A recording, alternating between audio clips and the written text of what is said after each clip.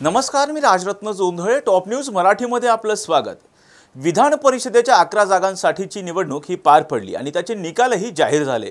भारतीय जनता पक्षाकडे आमदारांचं पुरेसं पाठबळ नसतानाही त्यांनी 5 उमेदवार दिले आणि त्यामुळे भाजपाच्या 5व्या उमेदवार असणाऱ्या सदाभाऊ खोत यांचा पराभव होणार असं वाटत असतानाच सदाभाऊ खोत हे आश्चर्यकारकरित्या यांनी विजय संपादन केला.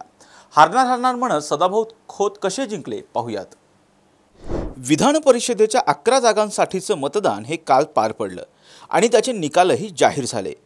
11 जागांसाठी 12 उमेदवार रिंगणात असल्यानं या निवडणुकीत एकाचा पत्ता कट होणार हे जवळपास निश्चित होतं.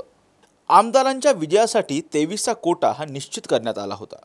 भारतीय जनता पक्षाने पंकजा मुंडे, अमित गोरखे, योगेश टिळेकर, परिणय फुके आणि सदाभाऊ खोत असे 5 उमेदवार हे विधान परिषदेच्या निवडणुकीत उतरवले.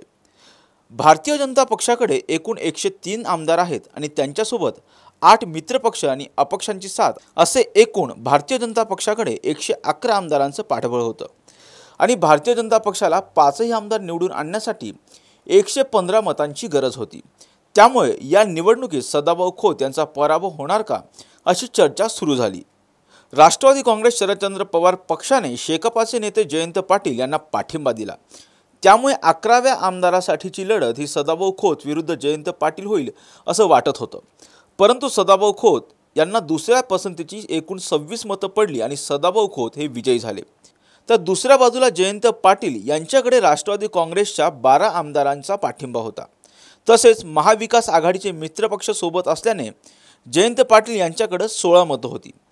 विजयासाठी त्यांना केवळ 7 मतांची जुळवाजुळव करावी लागणार होती.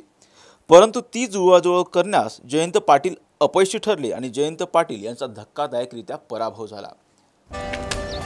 Come on guys, hurry up. यार सुन ना, एक ब्रेक ले लेते हैं.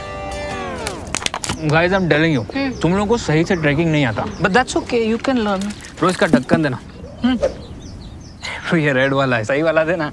अबे ढक्कन, पहले तो सही पानी पीना.